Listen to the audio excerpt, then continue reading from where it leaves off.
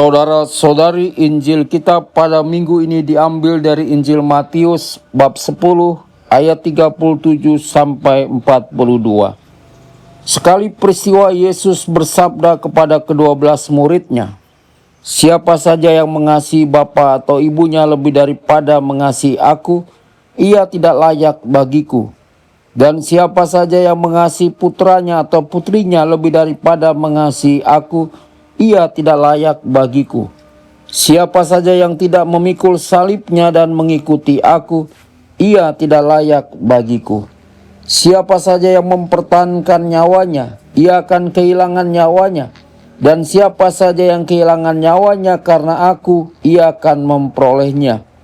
Siapa saja yang menyambut kamu, ia menyambut aku. Dan siapa saja yang menyambut aku, ia menyambut dia yang mengutus aku. Siapa saja yang menyambut seorang nabi sebagai nabi, ia akan menerima upah nabi.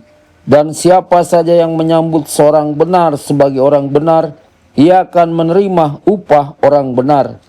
Siapa saja yang memberi air sejuk secangkir saja kepada salah seorang yang kecil ini, karena ia muridku, sesungguhnya aku berkata kepadamu, ia tidak akan kehilangan upahnya." Demikianlah sabda Tuhan. Terpujilah Kristus.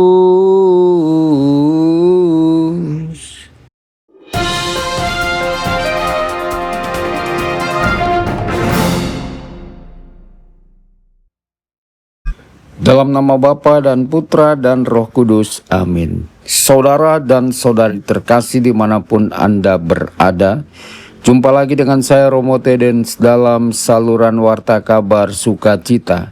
Semoga Anda semua dimanapun berada senantiasa dalam keadaan sehat dan bahagia. Injil hari ini menghadapkan kita pada kata-kata Yesus yang cukup keras. Barang siapa mempertahankan nyawanya, ia akan kehilangan nyawanya. Tetapi barang siapa kehilangan nyawanya karena aku, ia akan memperolehnya. Kalimat ini terdengar aneh bagi dunia sekarang, karena dunia mengajarkan sebaliknya. Simpanlah untuk dirimu sendiri, lindungi dirimu, utamakan dirimu, dan carilah kenyamanan sebanyak mungkin. Dunia berkata bahwa kebahagiaan ditemukan dengan memiliki lebih banyak materi. Tetapi Yesus berkata bahwa hidup sejati justru ditemukan ketika seseorang berani memberikan diri. Disinilah letak perbedaan antara jalan dunia dan jalan Kristus. Saudara-saudari, manusia sebenarnya takut kehilangan. Kita takut kehilangan uang, kehilangan jabatan, kehilangan kenyamanan, kehilangan orang yang kita cintai, bahkan kehilangan harga diri kita. Karena itu kita sering menggenggam hidup begitu erat. Kita ingin mengontrol semuanya. Kita ingin semuanya berjalan sesuai rencana kita. Kita ingin hidup aman tanpa salib. Tetapi anehnya semakin seseorang hanya hidup untuk dirinya sendiri, seringkali justru hatinya semakin kosong. Lihatlah orang yang hanya mengejar kesenangan diri. Dari luar mungkin tampak bahagia, tetapi di dalam sering ada kegelisahan. Karena hati manusia sebenarnya tidak diciptakan hanya untuk menerima, tetapi juga untuk memberi. Itulah sebabnya Yesus berkata, barang siapa kehilangan hidupnya karena aku, ia akan memperolehnya. Artinya orang yang berani hidup untuk kasih, pengorbanan, dan Tuhan justru akan menemukan makna hidup yang sejati.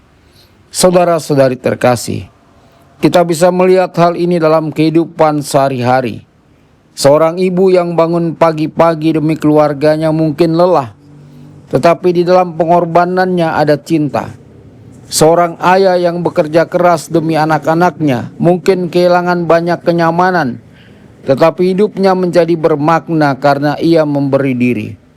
Seorang guru yang sabar mendidik murid-muridnya, seorang relawan yang membantu tanpa dibayar, seorang imam atau biarawati yang menyerahkan hidupnya untuk pelayanan. Semua itu menunjukkan bahwa hidup menjadi indah justru ketika diberikan. Kasih sejati selalu mengandung pengorbanan. Yesus sendiri tidak hanya mengajarkan itu, ia menjalaninya. Di salib, Yesus memberikan dirinya sampai habis.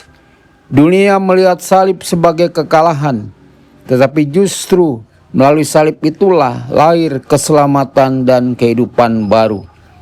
Maka orang Kristen tidak dipanggil mencari penderitaan, tetapi dipanggil untuk setia mengasihi walaupun harus berkorban. Saudara-saudari, masalahnya kita sering ingin mengikuti Yesus tanpa mau memikul salib. Kita ingin berkat Tuhan tetapi tidak mau berubah. Kita ingin damai tetapi tidak mau mengampuni. Kita ingin dekat dengan Tuhan tetapi tidak mau meninggalkan dosa atau keterikatan yang menjauhkan kita darinya. Padahal mengikuti Kristus selalu berarti belajar menyangkal diri. Menyangkal diri bukan berarti membenci diri sendiri. Menyangkal diri berarti tidak menjadi ego sebagai pusat hidup. Kadang bentuknya sederhana, menahan amarah, mengalah demi kedamaian, memilih jujur walaupun rugi, tetap setia ketika lelah, tetap berbuat baik walaupun tidak dihargai. Hal-hal kecil seperti itulah yang perlahan membentuk hati menjadi seperti Kristus. Saudara-saudari terkasih, Yesus juga mengingatkan bahwa tidak ada jalan tengah dalam mengikutinya. Kita harus memilih. Musa pernah berkata kepada bangsa Israel, "Aku menghadapkan kepadamu hidup dan mati. Pilihlah hidup." Dan hidup yang dimaksud bukan sekedar hidup secara fisik, tetapi hidup yang sungguh dekat dengan Tuhan. Kadang tanpa sadar kita memilih kematian rohani ketika kita terus hidup dalam egoisme, kebencian, dosa, atau sikap acuh terhadap Tuhan. Sebaliknya kita memilih kehidupan ketika kita belajar melekat pada Tuhan dan hidup dalam kasih. Saudara-saudari, dunia sering menganggap pengorbanan sebagai kerugian, tetapi Yesus menunjukkan bahwa pengorbanan yang dilakukan karena cinta tidak pernah sia-sia. Hati manusia justru menjadi lebih hidup ketika ia belajar memberi. Seperti lilin yang menerangi dengan membakar dirinya, demikian juga hidup Kristiani. Semakin kita hidup untuk Tuhan dan sesama, semakin terang hidup kita. Mungkin hari ini Tuhan tidak meminta kita melakukan hal besar, tetapi mungkin Tuhan meminta kita mulai kehilangan sedikit ego, sedikit kesombongan, sedikit kenyamanan demi kasih.